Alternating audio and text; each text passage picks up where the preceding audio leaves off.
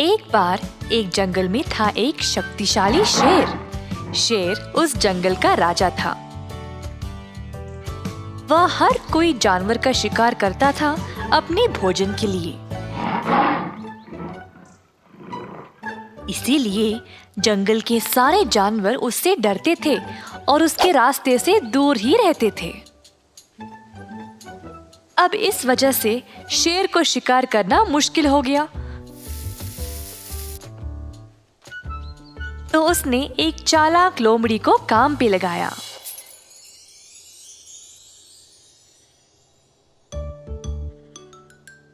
लोमड़ी को बस बाकी जानवरों का स्थान शेर को बताना था। तो शेर फिर उन जानवरों के पास जाकर उनको पकड़ लेता था। एक दिन शेर ये जानना चाहता था कि बाकी के जानवर उसके बारे में क्या सोचते थे। तो उसने लोमड़ी को बोला कि वह चोरी छुपे जाकर इस बात का पता लगाए।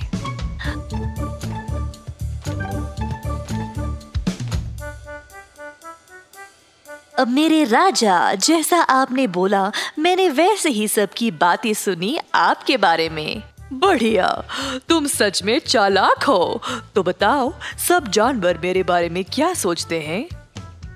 महाराज, हर कोई जानवर आपसे डरता है। आप किसी भी जानवर को आसानी से पकड़ सकते हैं, इसीलिए कोई भी आपके रास्ते में नहीं आ रहा। आप ही इस जंगल के राजा हो और इस जंगल में आपकी बराबरी करने वाला और कोई नहीं। हा, तुम क्या सोचते हो मेरे बारे में? मेरा जैसा इस जंगल में और कोई नहीं। मैं ही सबसे शक्तिशाली हूँ और मुझसे बेहतर और कोई भी नहीं। क्या आपको लगता है कि आपसे बेहतर और कोई नहीं? अगर मैं आपको जानवरों की गुप्त जगह नहीं बताता तो आप खुद शिकार कर ही नहीं पाते। शरीर का बल कोई मायने नहीं रखता अगर खुद शिकार भी नहीं कर सकते हो। अगर मैं एक दिन भी छुट्टी ले लूं तो तभी शेर को मेरा महत्व पता चलेगा। मेरे बिना उसका जीवन कितना मुश्किल है तभी उसको पता चलेगा। अगले दिन लोमड़ी शेर के पास नहीं आया। शेर इंतजार करते करते परेशान होकर खुद शिकार करने निकल गया। दूर उसको एक खरगोश नजर आया। शेर धीरे से खरगोश की ओर गया। उसी समय खरगोश को कदमों की आहट सुनाई दी और देखना चाहता था कि वहां कौन है। खरगोश ने वहां से भागने की कोशिश की, परंतु वह शेर के पंजे में फंस गया। इसी दौरान उस रास्ते एक हिरन आया जिसने शेर का ध्यान खींचा। शेर अब खरगोश को छोड़कर हिरन के पीछे दौड़ने लगा। हिरन ने देखा कि शेर उसकी ओर आ रहा है और तुरंत तेज रफ्तार से वहां से भाग निकला। शेर उसके पीछे पीछे गया, पर हिरन इतना तेज था कि शेर उसको पकड़ ही नहीं पाया। शेर अब निराश हो गया और वापस उसी स्थान पर गया जहां पर उसने खरगोश को पकड़ा, पर खरगोश तो वहां था ही नहीं। भूखे शेर को पछतावा होने लगा कि अगर उसको हिरन का लालच नहीं होता तो अब तक उसको कम से कम खरगोश तो खाने को मिलता। दूर से लोमड़ी ये सब देखकर मजे ले रहा था। शेर घमंडी नहीं बल्कि लालची भी है, इसीलिए उसके हाथ कुछ भी नहीं आया। जो था वो भी चला गया। एक बार एक घने जंगल में कई जंगली जानवर रहते थे, जैसे कि हाथी, गोरिल्ला, बंदर, चिंपांजी, हिरन और कई और। जंगल का राजा था एक चालाक और शातिर शेर। वह सब जानवरों पर रौब जमाता था और हर कोई उससे डरता था। एक दिन शेर ने सारे जानवरों को एक बैठक के लिए बुलाया। सब जानवर सोच रहे थे कि शेर को बोलना क्या था। जल्द सब हुए इकट्ठा और शेर उधर आ पहुंचा। कल से मैं चाहता हूँ कि तुम सब लोग एक नए नियम का पालन करो। इसके आगे शेर ने कुछ नहीं बोला तो उत्सुकता से डरते हुए गोरिल्ला ने पूछा, जहाँपना, अगर आपकी इजाजत हो तो क्या आप हमें इस नए नियम के बारे में बता सकते हैं? रुको मूर्ख जानवर, मैं बोलूंगा। अभी मैं इस नियम पर विचार ही कर रहा हूँ। सब जानवर अब और भी डर गए और चुपचाप इंतजार कर रहे थे। आखिरकार शेर ने कहा, अब से हर रोज तुम लोगों को मेरे भोजन के लिए एक जानवर भेजना पड़ेगा। अगर इस नियम का पालन नहीं करोगे तो बहुत बुरा होगा। ये सुनकर सब जानवर हैरान परेशान हो गए, पर उनके पास और कोई रास्ता नहीं था। जंगल के राजा की बात उनको माननी ही पड़ी। अब मैं एक सेवक को नियुक्त करूंगा जो रोज मेरे गुहा तक जानवर को ले आएगा। मेरा सेवक हिरन होगा। हिरन हैरान रह गया और बाकी के जानवर भी।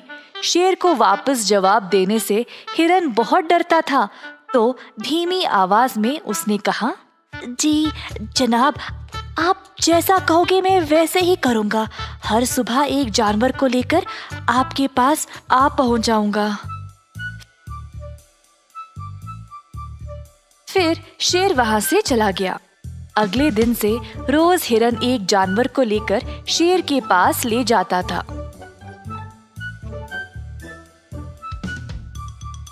सारे जानवर इस नियम से बहुत परेशान हो गए थे, क्योंकि उनको पता था कि उनकी बारी भी कभी ना कभी तो आएगी ही ना।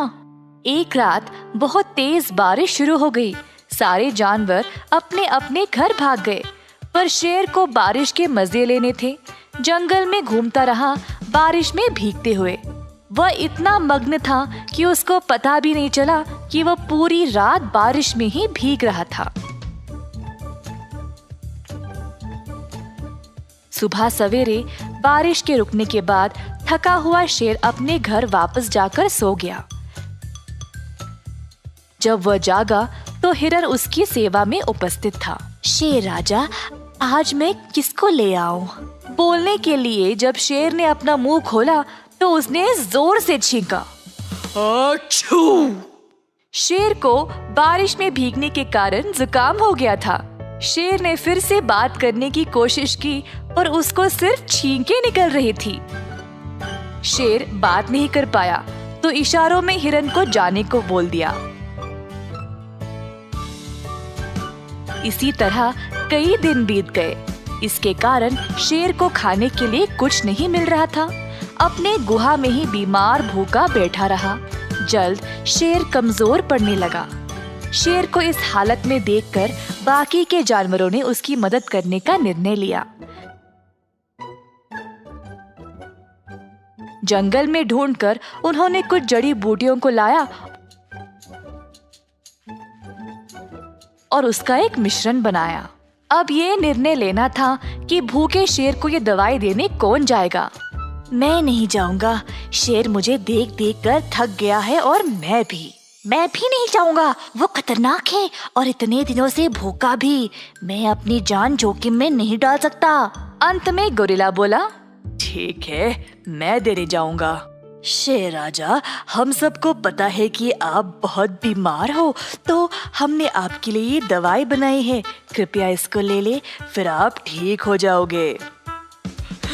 achoo! ठीक है, achoo! उधर छू रख दो, मैं देख लूंगा। गोरिल्ला दवाई रखकर चला गया। दिन पे दिन शेर की हालत और भी बिगड़ने लगी। अंत में उसने दवाई लेने का निर्णय ले लिया। अगले दिन जब शेर जागा तो वह बिल्कुल ठीक हो गया। शेर बहुत खुश था। उसने फिर अपने बर्ताव के बारे में सोचा। उसने अपनी आलस्य की वजह से बाकी के जानवरों को संकट में डाला, फिर भी सब ने उसकी मदद की। पर शेर अभी भी दुष्ट ही था और इन सब ख्यालों को दिमाग से निकाल दिया। उसको अब भूख लगी थी। गुहा के बाहर आया तो दूर हिरन को घास चरते हुए देखा। अब शेर शिकार करने कहीं दूर नहीं जा सकता था, तो उसने हिरन को ही फंसाने का निर्णय लिया। शेर हिरन के पास गया और उसी की तरह घास खाने लगा। ये देखकर हिरन हैरान रह गया। जिज्ञासु से हिरन खुद शेर की ओर गया और पूछा, शेर राजा, आप घास क्यों खा रहे हो? आप ठीक तो हो? हाँ, वो दवाई खाने के बाद मुझे लगता है कि मांस से ज्यादा घास ही अच्छा होता है। ओह, मुझे एक जगह पता है जहाँ बहुत सारी घास है। क्या तुम मेरे साथ आना चाहोगे? हिरन ये सुनकर खुश और उत्सुक हो गया कि जंगल का राजा उससे दोस्ती करना चाह रहा था और वह आखिरकार बदल ही गया। खुशी से वह शेर के साथ चला गया। शेर ने हिरन को एक सुनसान जगह पर लिया और अचानक से उस पे वार कर दिया। शेर ने अपने ही सेवक को खा लिया और बाकी जानवरों ने भी सबक सीख ही लिया कि वह शेर पर कभी भी भरोसा ना करे। हिरन को अपनी मासूमियत की कीमत अपनी जान देकर चुकानी पड़ी। इस कहानी से हम ये सीखते हैं कि अपने दुश्मनों पर विश्वास करना खतरनाक है। एक बार था एक सुंदर सा बगीचा शहर के उस पार।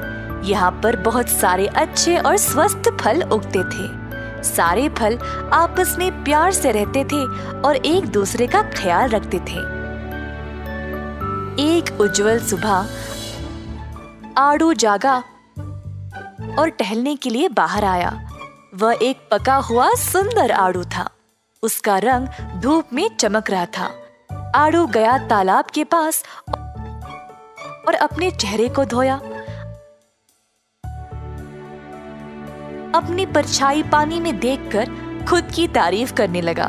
अरे वाह वाह, देखो मैं कितना अच्छा लगता हूँ। मेरा रंग उत्तम, मेरा आकार भी उत्तम। सारे फलों में मैं ही सबसे सुंदर हूँ। उसी समय वहाँ कोई आया। हाँ, मुझे नहीं लगता तुम इतने भी सुंदर नहीं हो।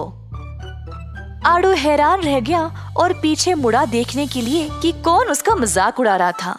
वहाँ खड़ा था एक बड़ा चमकीला सेब। सेब का रंग था गहरा लाल और जो भी उसको देखता उसको जरूर खाना चाहेगा। उसके सिर पे थे छोटे कोमल पत्ते जिससे वह और रंगीन लग रहा था। क्या तुम्हें लगता है मैं अच्छा नहीं दिखता हूँ? फिर कौन है सुंदर? और कौन? मैं। तुम मजाक कर रहे हो। हम दोनों के बीच में मैं ही ज्यादा खूबसूरत फल हूँ। हमारी परछाइयों को तो देखो पानी में, फिर खुद बोलना। मुझे देखने की कोई जरूरत नहीं है। बिना शक के मैं ही अच्छा दिखता हूँ। चलो अब हम बहस किए बिना बाकी फलों से पूछते हैं। अब वही असली जवाब बताएंगे। हाँ, क्यों नहीं? तो आड़ू और सेब ने सारे फलों को एक बड़े से पेड़ के पास जमा किया। सब फल आ जाओ इधर। आज हम पता लगाएंगे कि सबसे सुंदर फल कौन है, मैं या आड़ू। तो इस बात का निर्णय लेने में आप सब मदद करेंगे और इस मसले का हल बताएंगे। मुझे लगता है कि मैं सेब से भी ज्यादा सुंदर हूँ। उफ, मैं 1000 वजह बता सकता हूँ कि क्यों मैं ही सबसे बेहतर फल हूँ। और कुछ ही देर में दोनों के बीच फिर से बहस शुरू हो गई और बाकी के फल बस खड़े होकर तमाशा देख रहे थे। किसी के पास भी तुम्हारे 1000 वजह सुनने का समय नहीं है। मेरी तरफ बस एक बार देखते ही कोई भी बोलेगा कि मैं ही सबसे सुंदर हूँ। हमारे रंग तो देखो, मैं गहरा और चमकीला हूँ, पर तुम्हारा रंग इतना फीका और बेजान। ऐसा करते करते अब आड़ू और सेब की बहस खतरनाक लड़ाई में बदल गई। बाकी के फलों को कोई दिलचस्पी नहीं थी इस बात में। बस यही देखने खड़े हुए थे कि अंत में होगा क्या।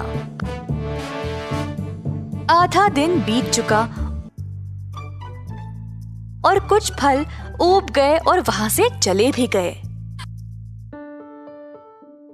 हाँ, जरा देखो तो, कुछ फल तो तुम्हारी बकवास सुनकर चले भी गए। बिल्कुल नहीं, इनको बस तुम्हारी शक्ल देखना बर्दाश्त नहीं था।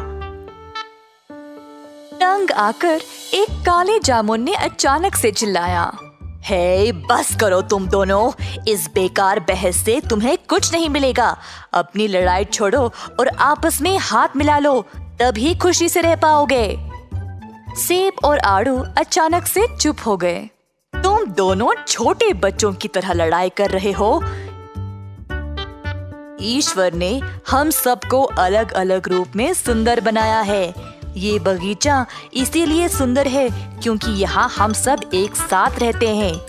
हम हैं जो एक दूसरे को सुंदर दिखाते हैं। यहाँ पर कोई भी किसी से ना कम है ना ज्यादा। तो अपनी लड़ाई बंद करो और दोस्ती कर लो। मैं ये बहस फिर से नहीं सुनना चाहता, समझे? आड़ू और सेब को अपनी गलती का एहसास हुआ और इतना बड़ा तमाशा खड़ा करने का बुरा लगा। मुझे माफ करना, मैंने तुमको बुरा कहा। वैसे तुम अच्छी लगते हो, मैं तुम्हें तंग नहीं करना चाहता था। नहीं, गलती तो मेरी है। मैं घमंडी बन गया और मुझे लगा कि मैं ही सबसे बेहतर हूँ। इस बगीचे में तो तरह तरह के फल है और मैं सबसे अच्छा तो हो ही नहीं सकता। सेब, तुम भी बहुत अच्छे लगते हो। चलो, अब सब भूलकर दोस्त बने रहें। सब कुछ वैसे ही ठीक रहेगा। आड़ू और सेब ने हाथ मिलाया और एक दूसरे को गले से लगाया। बाकी के फलों ने उनके लिए ताली मारा। सब कुछ पहले जैसा ठीक हो गया, सुंदर और शांत। इस कहानी से हम ये सीखते हैं कि अक्सर सबसे बड़ी बहस असल में तुच्छ बातों पे ही होती है। एक बार एक पहाड़ की चोटी पर एक विशाल वृक्ष पर सिंधुका नाम का एक विशेष पक्षी रहता था।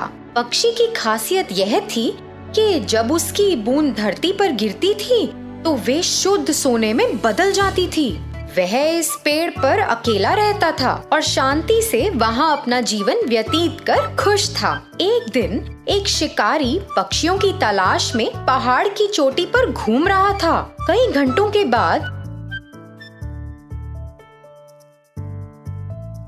जब वह किसी पक्षी को पकड़ने में सक्षम नहीं था तो उसने विशाल पेड़ के नीचे कुछ देर आराम करने का फैसला किया,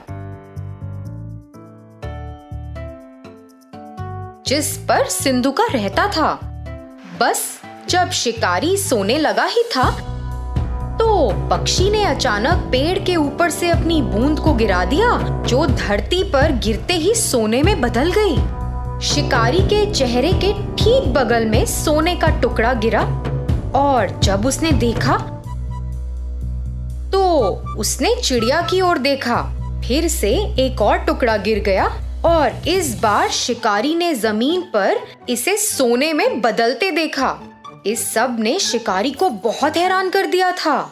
शिकारी सोचने लगा, मैं कई वर्षों से पक्षियों को पकड़ रहा हूँ, लेकिन कभी भी ऐसा पक्षी नहीं देखा या यहाँ तक कि ऐसे पक्षी के बारे में सुना भी नहीं जिनकी बूंद सोने में बदल जाती है। यह निश्चित रूप से एक विशेष पक्षी है जिसे मुझे पकड़ना है। दुख की बात ये थी कि जब शिकारी ने ऐसा सोचा तो सिंधुका को उसके बारे में पता नहीं था। वह अपने पेड़ पर आराम कर रहा था और शिकारी योजना बना रहा था। शिकारी ने पेड़ पर एक जाल बहुत सावधानी से बिछा दिया जब पक्षी ध्यान नहीं दे रहा था और अंत में जाल में फंस गया। जब पक्षी जाल में फंस गया तो शिकारी ने उसे एक पिंजरे में डाल दिया और घर की ओर जाने लगा। उसी समय सिंधुका ने सोचा कि जाल पर ध्यान ना देने के लिए वह कितना लापरवाह था और इसी कारण से बेचारा पकड़ा गया। अपने घर जाते वक्त शिकारी ने सोचा, अगर मैं इस पक्षी को रखूंगा तो मैं अमीर बन जाऊंगा और सभी को संदेह होगा कि कुछ तो गड़बड़ है। किसी दिन किसी को पक्षी की सच्चाई पता चलेगी और फिर वे राजा को पक्षी के बारे में बताएंगे। फिर मुझे इसे राजा को देना होगा। लेकिन अगर मैं पक्षी को सीधे ही राजा के सामने पेश करता हूँ तो वह मुझे इस पक्षी के बदले कुछ कीमती चीज देंगे। यह मेरे लिए बेहतर काम करेगा। मैं अपना शेष जीवन राजा की दी गई वस्तु के सहारे जी सकता हूँ। योजना के अनुसार वह सीधे राजा के महल में गया और राजा को सारी बात बताई। उसने राजा को पक्षी दिखाया और राजा एक ऐसे विशेष पक्षी को देखकर बहुत खुश हुआ जिसकी बूंद सोने में बदल जाती है। उसने अपने नौकर को बुलाया। इस पक्षी की उचित देखभाल करो, उसे एक शानदार पिंजरे में रखो और उसे भरपूर भोजन और पानी दो। सुनिश्चित करें कि वह दूर नहीं हो। वह महल का शाही पक्षी होगा और अपनी बूंदों से मुझे कई दौलत देगा। अचानक राजा के मंत्रियों में से एक राजा के पास पहुंचा। राजा जी, एक पक्षी की बूंदें सोने में कैसे बदल सकती हैं? ये तो असंभव है। आप इस राह चलते शिकारी पर कैसे भरोसा कर सकते हैं जिसे कोई ज्ञान नहीं है? मैं आपसे अनुरोध करता हूँ कि आप पिंजरे को खोलें और पक्षी को दूर जाने दें और इस शिकारी को ऐसी झूठी जानकारी देने के लिए दंडित करें। राजा ने अपने विश्वसनीय और बुद्धिमान मंत्री के शब्दों पर विचार किया और यह सच था। हाँ, कोई पक्षी सोने की बूंदें कैसे दे सकता है? मैंने इसे अपने आँखों से भी नहीं देखा। यह शिकारी शायद बदले में पैसा चाहता है। राजा ने पहरेदारों को शिकारी को गिरफ्तार करने और पक्षी को छोड़ने का आदेश दिया। जैसे ही पक्षी मुक्त हुआ, वह उड़कर पास के एक दरवाजे के शीर्ष पर पहुंच गया और वहां बैठ गया। अचानक उसने अपनी बूंदों को गिराया जो सोने में बदल गईं। राजा और उनके मंत्रियों सहित सभी ने यह देखा और चौंक गए। राजा को पता था कि उसने एक गलती की है और तुरंत अपने पहरेदारों को पक्षी को पकड़ने का आदेश दिया, मगर बहुत देर हो चुकी थी। सिंधुका आकाश में उड़ गया और उसने खुद को फिर से लापरवाह नहीं होने का वादा किया। उसने दूसरे पहाड़ पर एक नए स्थान के लिए उड़ान भरी जहां कोई भी उसे फिर से पकड़ ना पाए। तो बच्चों, इस कहानी से हमें क्या शिक्षा मिलती है कि चाहे कुछ कितना भी असंभव लगे, हमें उसकी पूरी तरह जांच करनी चाहिए। धन्यवाद।